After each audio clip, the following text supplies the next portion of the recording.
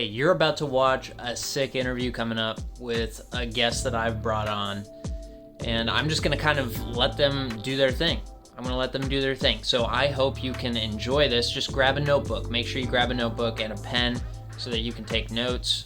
I'm not the one sharing stuff here. This is them. So let them do their business with you and coach you into something relating to marketing and teach you something new.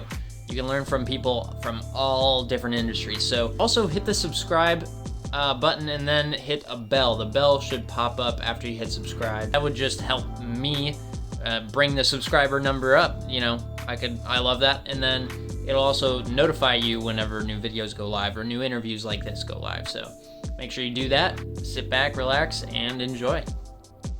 Recording in progress. Here we go. All right, guys, we got Andre Haykal Jr. on. How's it going? How's it going, man? Appreciate you having me on, thinking of me. Yeah. Oh, totally. I've just been following you on Twitter for a while, and it's been really cool seeing what you've been, all the partnerships you've had going on, and learning more about what you know, because you do know a lot of, especially in like the cold email world or managing clients world, that just those two things that you've kind of been able to give a lot of expertise on Twitter with, like, and it's all free too. And you're just giving it, you're like, here, let's just go into this. And it's cool how you have kind of taken in an audience that is willing to listen to you, and you're always there to provide back and forth commentating on whatever idea that you're presenting. So can you tell us a little bit about your experience leading up to this point? Like, what has got you to where you are now? And then I want to ask you what you're doing now and what you're up to now. So if you want to start way back in high school, if you wanted to, or like, when you were a 12-year-old, whatever. Yeah, for sure. There's a lot to the story, I guess, and it's not all good and it's not all like long lasting or anything. I've had like a lot of short, experiences in businesses and different ventures that I've tested or played around with. But really, it all started back in high school. So my dad is, an entrepreneur. He moved here from Lebanon when he was like a teenager. Wasn't really good in school, but made his way to success through entrepreneurship and real estate. And then my grandfather on my mom's side, same thing. Grew up poor, was a teacher for a really long time, and then pursued an idea in entrepreneurship and sold multiple companies. So I've just was raised in an entrepreneurial family, which really gave me the motivation and also the experience or the mentorship really to pursue entrepreneurship myself. So in high school, I tried and failed at a bunch of things. My first real business or venture was buying and reselling sneakers, because I was a big sneakerhead, and really I wasn't even trying to do it for business. But every time I would go to Foot Locker at the mall or a Nike store, I would always want a new pair of shoes, but I wouldn't have the money to afford them. So essentially, my mom wouldn't buy me the shoes, so I had to figure out how to buy the shoes. And I soon realized I got into the culture aspect of it, that some of these shoes resold for double what I could buy them for. So I can't remember the first pair, but I think it was a pair of Yeezys, one of the first Yeezys that ever came out by Kanye West or whatever. I bought the pair for $200. I didn't even want those. I wanted a different pair of LeBrons that I saw at Foot Locker. So I bought the Yeezys for however much money I had, and then sold them for 4 or 5 times what I got them for, and was able to buy the LeBrons. And it just kind of started this ripple effect of, I want more shoes, so I just have to buy shoes that I don't want, resell them for profit so that I could buy the shoes that I do want. And it just started this whole business that I ran in high school, that now even my little brother still does it to this day. I still do it to this day. It's just it's a passion project of mine on the weekends. If there's a limited sneaker drop in, I'm always, in line on the sneakers app or whatever else. So that was my first venture. I had a bunch of different apps and business ideas all throughout high school and early days in college as well that I pursued. And again, notoriously failed that. But really, I guess the other chapter started early into college when I started a podcast with my friend that I met at college, Christian, that's now one of my business partners. And we've done business since we met and started that podcast. But that podcast is called Real Talk University.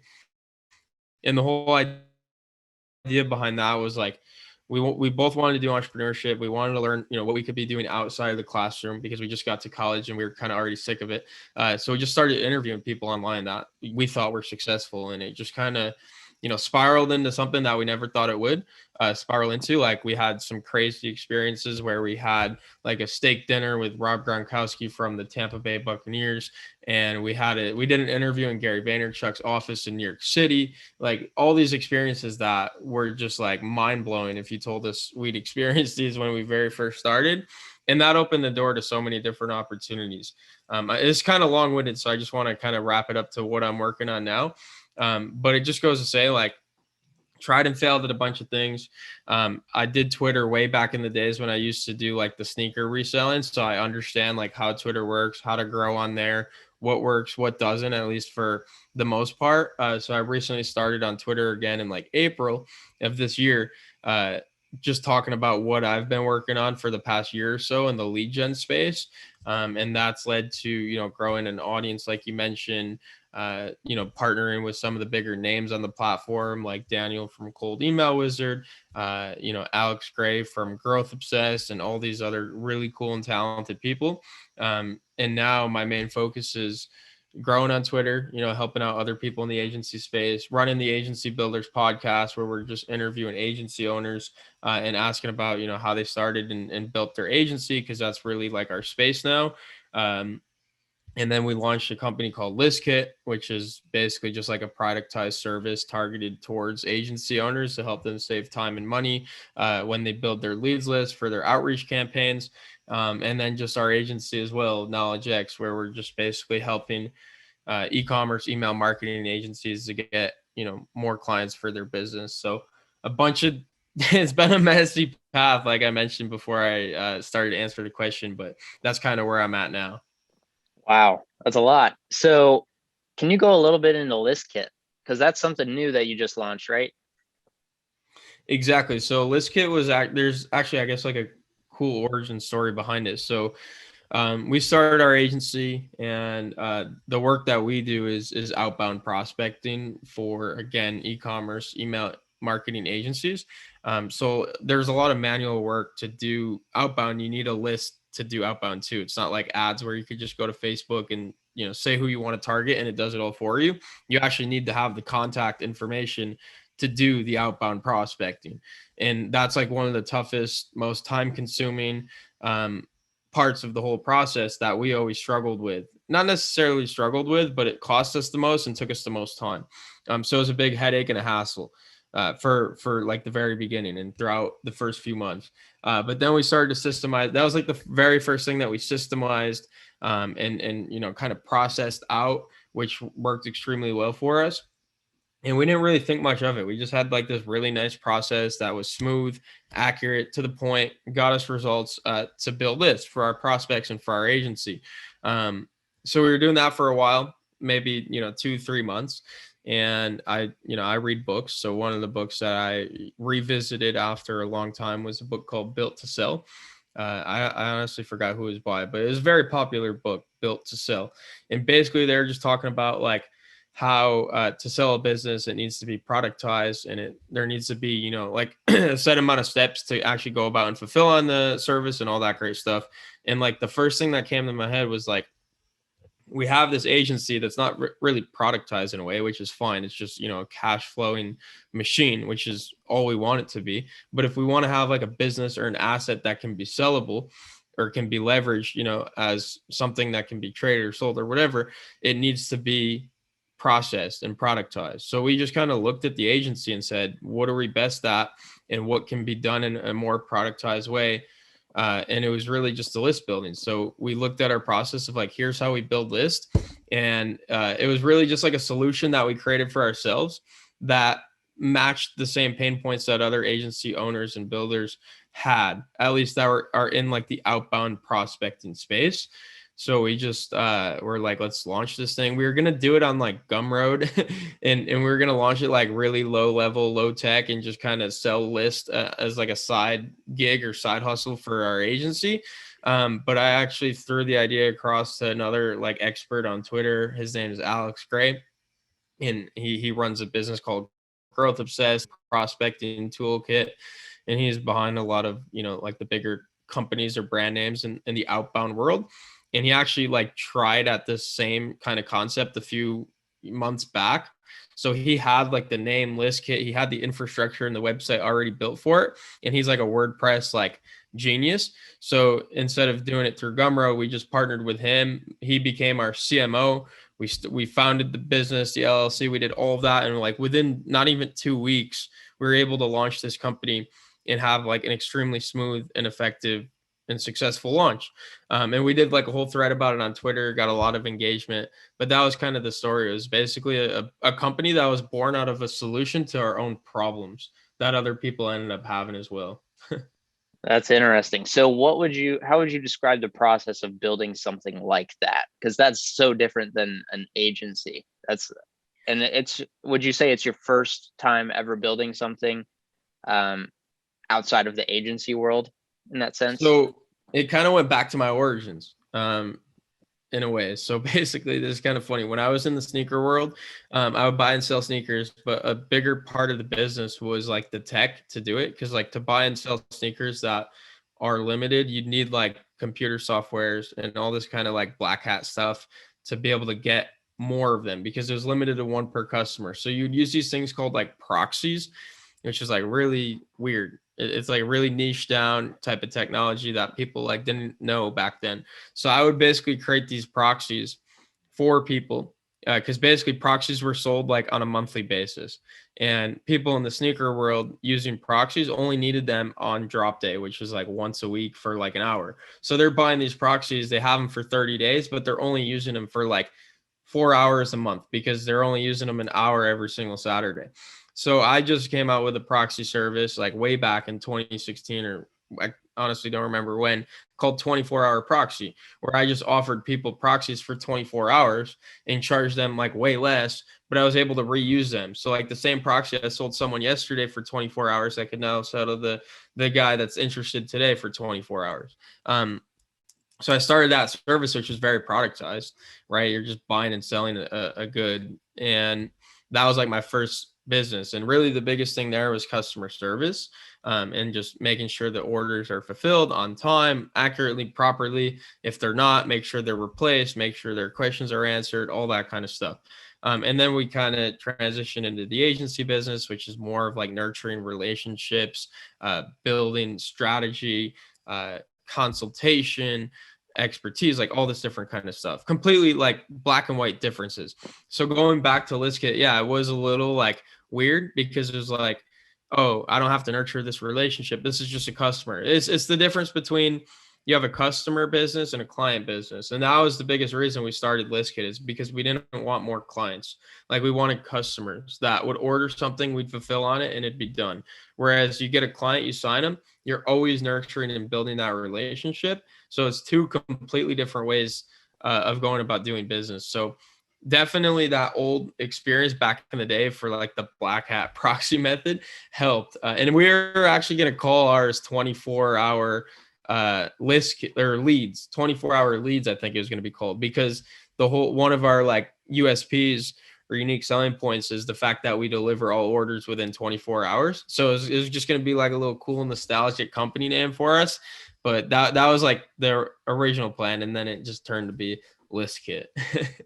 That's awesome. That's super cool. So um, before I let you just go all in and whatever you want to talk about, can you talk a little bit about your agency and maybe some of the difficulties in getting your agency to where you wanted it to be from the ground up? Yeah, Any difficulties that you've come across in that and how you got through them? definitely. Well, we're still getting through them, and we're still not at where we want to be at. But I feel like that's every entrepreneur's or business owner's answer, right? Yep. But anyways, when we first started the agency, let me think back. Oh, okay. So we made a few different pivots. The first time we started the agency, we were trying to do like almost like a coaching offer that was like not a done for you service offering. It was more of like a done with you, like we'll do it alongside of you.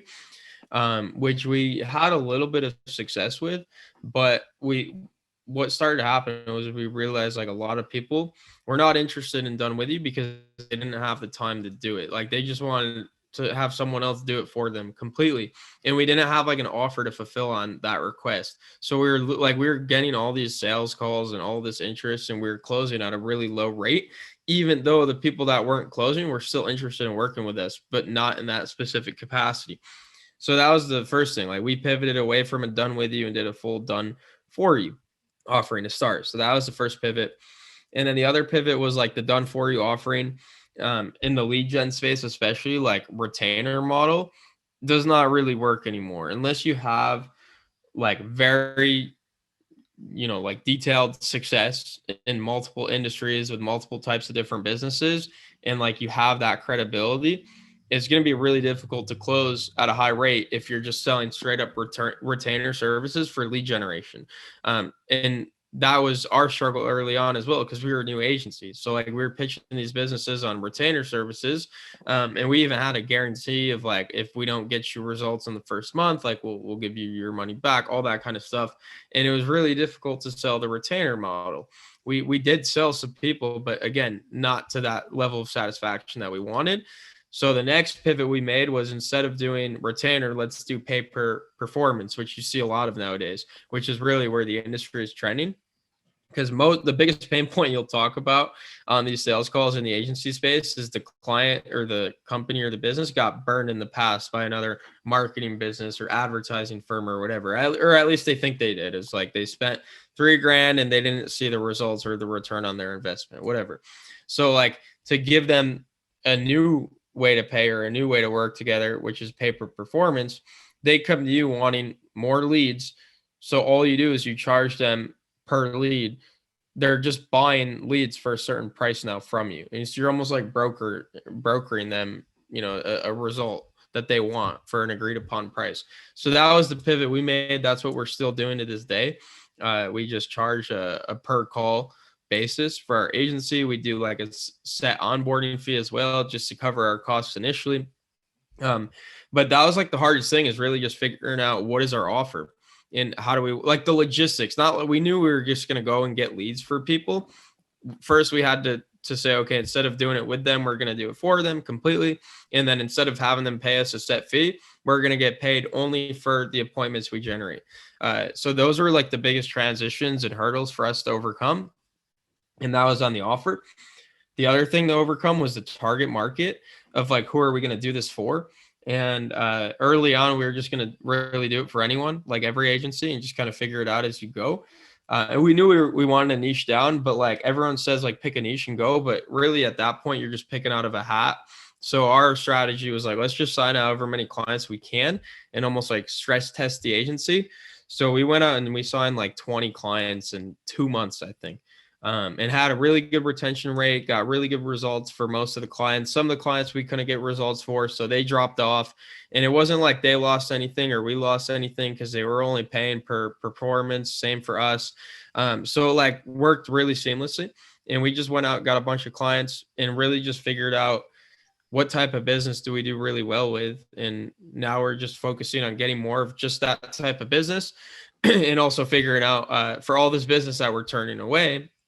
Because when we started, we couldn't sign clients. Now we can't sign clients because they don't fit our criteria. So we're turning away clients at this point. So it's funny to see like the transformation.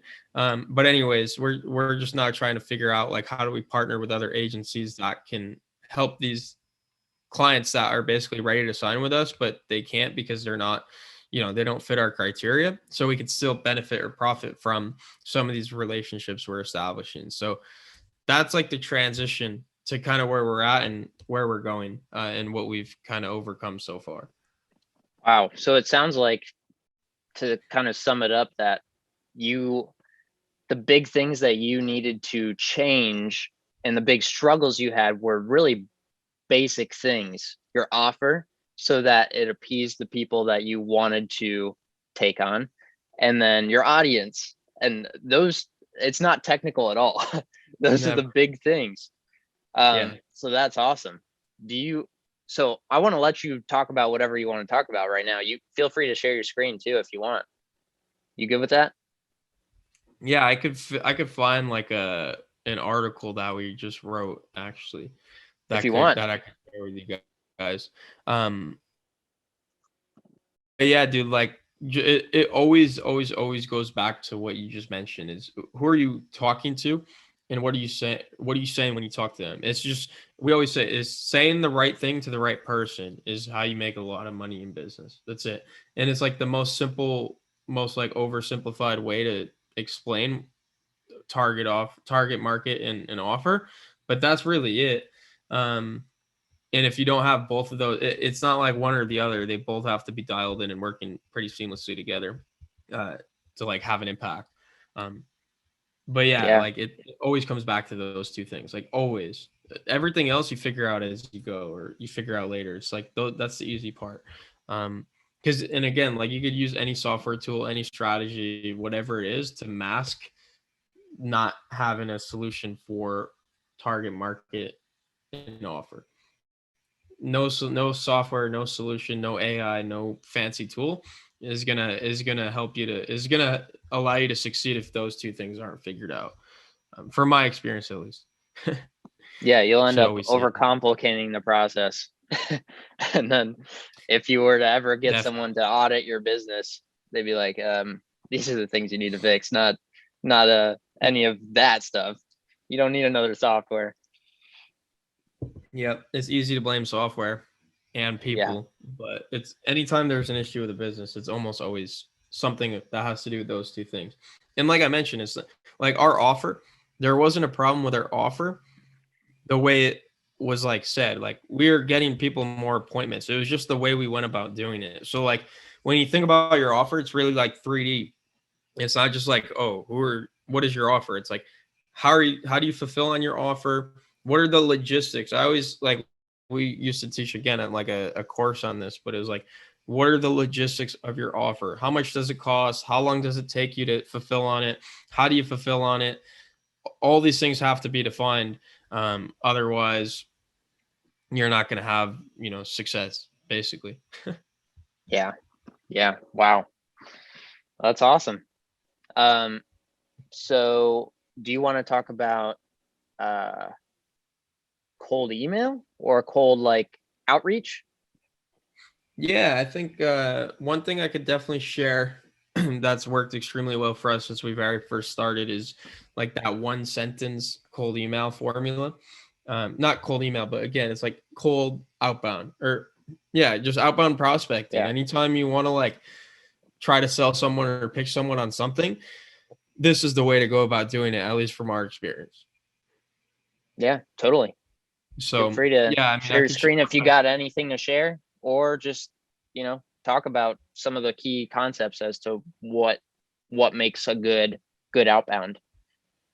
Yeah. Yeah, I mean, I don't think it would be too beneficial for me to share my screen, but I could send you like an article that we wrote about it just so you guys have more like background on what I'm discussing, but it's really straightforward. Like it won't take me long to explain. And I could break it down pretty simply in terms of like getting examples of how this is used and all that kind of stuff. If that Yeah, makes sense. Um, I could link that if you send it on over after this. Yeah, yeah, for sure. I'll do that. I'll send it to your email so they have it. But yeah, really we call it like the one sentence email formula. Again, it can be used for anything. Like I was telling Solomon before we got on this podcast that like I've been recently using this on Twitter just to test like a new strategy for our own agency. I've been using this, and I'll tell you exactly what that example is as soon as I kind of explain the generic formula of the strategy. But basically, one sentence cold email. Again, I'll keep saying cold email, but this can be used for Twitter, it could be used for LinkedIn, it could be used for Facebook Messenger, text, SMS, whatever, however you're going about doing outbound prospecting, this can work. So the one sentence cold email is just a simple and straightforward way to get in touch with prospects who might be interested in your service and get them to engage. So one of like the key KPIs that you measure when you're doing outbound prospecting is the reply rate. Because you could send thousands of messages, but if you're not getting people to reply, those messages are useless, because it's not like an ad where you could retarget these people and they'll continue to see, your ads or your website or whatever. You're actually spending, email credits, right? Or LinkedIn connection request credits to message and reach out to these people. So if you're doing that, you want a high response rate. And what we look for is anywhere from like 10 to 15 to 20% is like a good ideal response rate on cold outreach. So to get those rates, we always struggled in the very beginning using like the generic email templates of like what most people are using of like, hey, Solomon, personalized first line or whatever. That still does work great. But after that, how do you like finish the rest of the email? And we would always use like the case study template, which we never had success with, or like the offer angle template where you would just say like, my name's Andre and I run an agency that helps, e-com brands like yours scale their agency through paid appointments. However you want to go about doing it, that strategy never really worked for us. Whereas like a long 2, 3, 4 sentence email that like was all about me and not about the prospect. So that was our biggest problem with that strategy of like, my name's Andre. Like the prospect doesn't care who you are. It only cares about what you can do for them. So a lot of these email templates you'll notice are really like focused or centered around the person reaching out, which is like, from our experience, the complete wrong way about going about doing that. So all we do with our strategy is as simple as, hey, first name. We still use that personalized first line because that gets us in the door, right? It shows that we took the time to personalize, to do our outreach or research, to do, our background check and all that, to make sure that they know that like there was real effort that went into this email being sent. But right after that, the one sentence is as simple as like, I'm curious, or quick question, and then like, do you or are you? And then you could insert like a pain point, a desire, or a service they're currently using, and then a question mark. So that in theory sounds really complex, but I'll just give you a few examples of like what this would look like. So one example that we've used ever since we started our agency and that we still use to this day is the question of, just curious, are you taking on new clients for your agency? Question mark. And that's it. We use this in the very beginning and we still use it to this day. Like I was mentioning that Twitter strategy, we wanted to target a different niche or market for our pay-per-call services. So like we're only focusing now on the e-commerce email marketing agencies. So I just went on Twitter and searched like email marketing agency. Ton of different profiles popped up. And I just clicked on, 4 or 5 of the profiles and sent them a DM and, said, what's up, man? Just gave you a follow on Twitter. Just curious, are you guys taking on new clients for your agency? Question mark. And like all these people responded saying like, what's up? How you doing? Like we are, what do you do? Like, what does your agency do? Well, okay, you're taking on new clients. My agency can help you get more clients by doing X, Y, and Z. So it's almost like these cold email templates or these scripts that you see a lot of people using, you're giving them like everything right up front, where like this strategy, it's like question, it's like bit by bit, which is more manual, but you'll get higher quality appointments and higher quality leads by doing this. So like, again, like we're going to ask if they're taking on clients. They say yes. Okay, now I can actually insert my pitch because it's relevant. I'm not just assuming going into it that they're looking for more clients or that they even run an email marketing agency, because not all data is 100% accurate. So it's basically just making your pitch more relevant by asking questions. So like that's one example. Another one we use, like if you are an email or an e-commerce email marketing agency, one that would work really well for your agency is just asking the question of like, do you use Klaviyo for email marketing? Question mark. So like you send that to a bunch of e-com brands, and they're either going to answer yes or no. Like, yeah, we do use Klaviyo. Okay, great. I'm a Klaviyo expert. You could go on Klaviyo's website and see my company listed there. I would love to come in and give you an overview of how I might help you do more with Klaviyo, or no, you're not using Klaviyo, no worries. I could actually get you Klaviyo for a lot cheaper. I'd love to hop on a call and tell you why you should make the switch from whatever you are currently using for email marketing. Like, that's another example.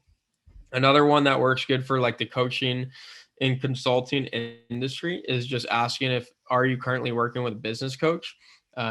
That one works really well. Like if they say, yeah, I'm working with a business coach, you could ask like, how's that going? How long have you been working with a business coach? Do you have the capacity to work with another business coach? Or if of course they say, no, I'm not working with a business coach, you could like say, have you ever worked with a business coach? Or why aren't you working with a business coach? Or might you be interested in working with a business coach? That one has worked extremely well for us in the past. So really just taking like that concept of asking a really quick question that can either be answered with a yes or no response. And then more importantly, um, having a way to follow up to the response. So like thinking 3 steps ahead. Again, I'll use my example as like an easy example to follow. Of we offer lead gen for e-commerce email marketing agencies. So I'm going to reach out to these agencies, ask them if they're taking on clients. And if they say they are, then I'm going to tell them that I could help them get more clients through my lead generation services. And then that would follow up to a call. And then if they're not taking on clients, I can still pitch my services and tell them like when they do start to take on clients, come to us and we'll help you jumpstart that. So think ahead of like, if they answer yes, how do you respond? And if they answer no, how do you respond? Same thing with Klaviyo. Again, if you're an email marketing agency and you help e-commerce brands get more from email marketing or optimize your email marketing, and you're asking them if they're using a certain software, it doesn't have to be Klaviyo. It could be MailChimp, ActiveCampaign, any of the different apps that they might be using to do their email marketing. If they answer that they are using that tool, you could simply pitch a strategy session around how to use that tool more effectively. And if they aren't using that tool, you could pitch them on a call to show them why they might want to consider using that tool. And you're almost coming in as like a consultant or someone that's like an advisor in a way, rather than someone that's just straight pitching a service that you don't know they need or don't need. So that strategy has worked extremely well for us. And it's super simple. It's just coming up with that question. And really, you're just gonna want to test a bunch of different questions, because it could really be anything. I only mentioned a few examples because we don't really work in that many different industry verticals. But just think about what question is going to get you the response that you want, either yes or no. And then once you get those types of responses, how do you follow it up? So just things to consider when crafting like a 1 sentence cold email script is just ask yourself, like, what pain points does your ideal prospect have? What's putting a strain on their business or their personal life? What goals does your prospect have for their business? Are they already working with like a competitor or using similar services or softwares? Does your prospect use any technologies that align with your unique selling point? These are types of questions that could really help you to identify what that 1 question script would look like. And then you're just going to want to like test different ways about, I guess, going about doing this 1 sentence cold email script. So like say your business is like helping e-commerce brands again to get in touch with more vendors to sell their products, right? So like you could craft it in different ways. The way I would craft like a question for that offer is just asking them like, hey, are you looking to get in touch with more vendors to sell your products? Like, it's really that simple. Like, yes, I'm looking to get in touch with more vendors, or no, I'm not looking to get in touch with more vendors. You'll know either way how to respond after the fact, whether it's with your offer or with something else. Or you could ask if they have trouble. Like, do you have trouble getting in touch with vendors to sell your products, or who want to sell your products? And that could be a different frame that gets more responses, but also has the same purpose and outcome. Or you could even get more specific and say, do you use LinkedIn to get in touch with vendors to sell your products? Because maybe your offering is that you help them to leverage their LinkedIn to get in touch with vendors. It really just depends. But you could really use this in so many different ways. But really, all it comes down to is making sure that these questions are simple enough to be answered with a yes or no, and having a game plan for once they do respond with either a yes or a no, and just testing out a bunch of different questions to see which one is, the winner, I guess you would say. So Yeah. when they respond with a yes or a no, what are the concepts to make sure you understand when responding to that yes or no, so you're not coming off like you're trying to pitch them on something and then get the cold shoulder? Because you said that the you should expect a 10 to 15 to 20% response rate, but that's on that first email. So Yep. you could see it getting pretty bad, and you'd feel pretty bad if you started pitching them or started uh you know provoking some sort of a like, oh, I don't want this now kind of response on that second message that you send. So what are the key concepts someone needs to make sure they understand when they're crafting that second email or second message? So is this the message once they respond yes or no, or is this the follow up if they don't respond to that initial email? um Once they respond yes or no. Yeah, once they respond yes or no. So my advice, and this is again like the whole purpose of this script, is to keep it relevant to them. Like the biggest mistake I see with people that do this type of like prospecting is that they're just assuming too much in their emails and in their scripts. Like they assume that they want this service, or they assume that they're already doing this or already using this. So like you'll even see, like I've seen Klaviyo agencies or people that do email marketing for Klaviyo agencies say like in their scripts, like, hey Solomon, I see that you're using Klaviyo. Thought you might be interested in a quick strategy. Like, how do you know they're using Klaviyo? Just because like some database tells you that they're using Klaviyo doesn't mean that they're using Klaviyo once they open and see your email. Like do them the courtesy of asking if they're using Klaviyo. Just get the confirmation. And usually once you do that, like these prospects on the other end, like they're not stupid, right? Like they could click on your profile, they could click on your website, they could see your LinkedIn. They're going to see like either in your headline or somewhere. And this is also part of the strategy so that they know, like, why are you asking this question? If they click on your website or on your LinkedIn profile, they're going to know right away because it's going to say in your headline, I help ecom brands to optimize their Klaviyo flows. Oh, that's why he asked me about Klaviyo, right? And of course, he's going to pitch me. So, like, if they're responding like yes, most prospects, you'll even see like they're not just going to say like yes, I use Klaviyo. Some will, but some will also be like yes, I use Klaviyo. How can you help me? Or like what strategy do you recommend? Or can you review my strategy? Or how does your services work? Like these people are also as like aware as we are because it's really easy to like see the intention of the outreach itself. But say like someone that you reach out to is like, hey, do you use Klaviyo? And they say yes. The way to respond again is like, look at their website. Okay, great. I looked at your website, saw that you have like a newsletter email sign up. Would love to take a look at those flows specifically and see if there's anything I can do to help. So like try to identify like unique opportunities for each situation. And that's like something that people don't want to hear, right? Is because like everything is all focused on templates and scripts and strategies that you could just copy and implement. But outbound prospecting is all about building actual like genuine relationships leading up to the call because these people don't know you. They don't know why you're reaching out for the most part. They don't know who you are, what your background is, what your experience is. So you have to make them feel like a lot more comfortable than the typical cold email or LinkedIn message is going to make them feel.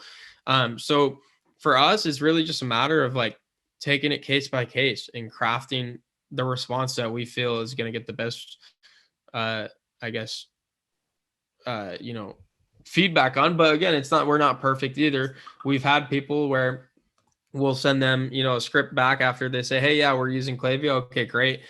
We'll send them a script. Are you interested in a quick call to discuss your Klaviyo strategy? Like, no, we already have someone doing this for us. Okay, maybe I should have asked that before pitching the strategy. Okay, you're using Klaviyo. What does your strategy look like? So if you see that people are responding like negatively, you might be pitching too soon, right? So like the one question script doesn't mean like one question pitch done. Like the one question script might open up the opportunity to ask more questions of like, okay, you're using Klaviyo. Who at your company manages that? Oh, nobody does. Okay. Are you looking for someone to manage that? Yes. Okay. Would you be interested in hopping on a call to see how we can manage that for you? Yes, of course. Or, okay, yes, we're using Klaviyo. Okay.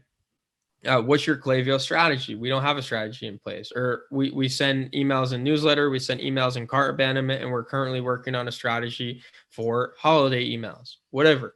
So like the one question email opens up the conversation to, okay, you got the response. And once you get the first response, as long as you're being, again, genuine, authentic, the other responses are easy to get. It's all about getting that initial response. So don't be afraid to ask more questions because you think they might not respond to your questions. Like if they respond to that first question and you ask another genuine, simple question, they're most likely going to continue to engage in that conversation with you. So I hope that answers the question. No, yeah, totally. That's awesome. We're running out of time here and we could keep talking. I think we had one other thing that we really wanted to get into, but we're running out of time and I want to keep this kind of as a bite-sized interview. But I've got one more question for you. So you said I can't get my mind off you should expect the 10 to 20% response rate on that first email, right? Or first message. How would you recommend someone doing this in bulk, I would say, so that the number of responses you have goes up? Because I know I've worked as a freelancer before, right? And doing this one by one can be really frustrating. Yeah. Because you have to figure out who it is that you're messaging, do a little bit of research. Do you have any sort of system that you know of that makes that process easier so the number of responses goes up? Yeah, I guess it always comes down to you and your business. First off, is like, how well do you know your target market? Like, do you know what technologies that they might be using, right? Like our Klaviyo ones specifically, if we get a really good list, which we always get good lists because we have, ListKit. So like if you need good lists, then you could come to ListKit. That's the first thing. I'm just going to plug ListKit because it really is truly effective. But like say, your target market uses Klaviyo and Klaviyo is like part of your pitch. And if you come to ListKit or you get your own list of people that you know are using Klaviyo and you lead with the question, are you using Klaviyo? You're going to get a high response rate. So it really depends of like how dialed in and specific can you get with your, ideal client profile and your unique selling points, because then you could really craft like specific angles of like, I only want to target email marketing agencies that work with fashion brands in e-commerce using Shopify, using Klaviyo. It's like, holy shit, like this is super hyper specific and you know exactly what you can do for them, right? Like say you can optimize their newsletter flow, right? Like, oh, do you have a newsletter flow? Could be the question. Yeah, I do. Okay. Can I get a look at it? Sure. Here's what it looks like. Just sign up here. Okay, great. Here's what I'd recommend. Tweak this, do this, add this, whatever. So if you want to increase the response rate, or if you just want to increase volume in general, you just do outbound prospecting. Like that's what Knowledge X will do for you.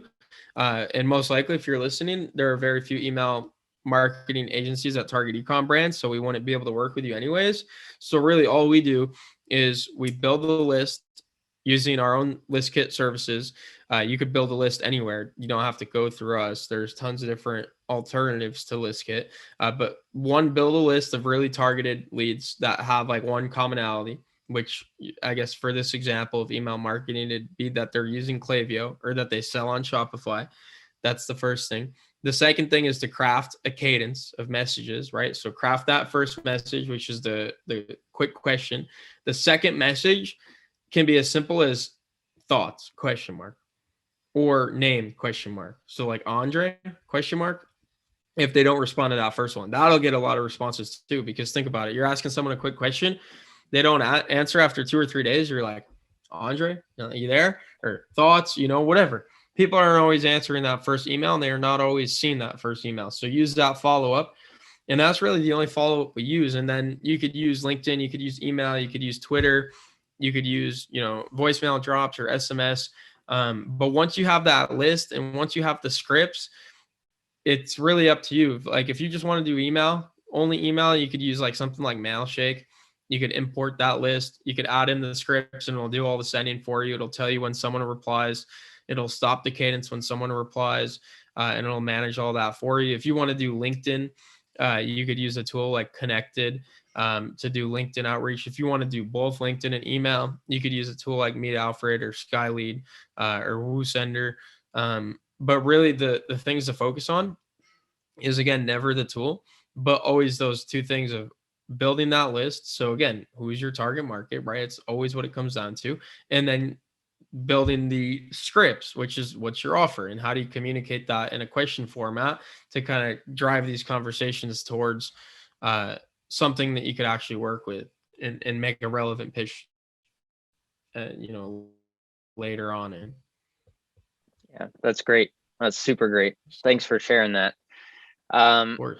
Well, thanks for hopping on. I appreciate it. And I'm hoping this is helpful to some of you out there, because this is something that probably scares a lot of people, is cold outreach, cold outbound.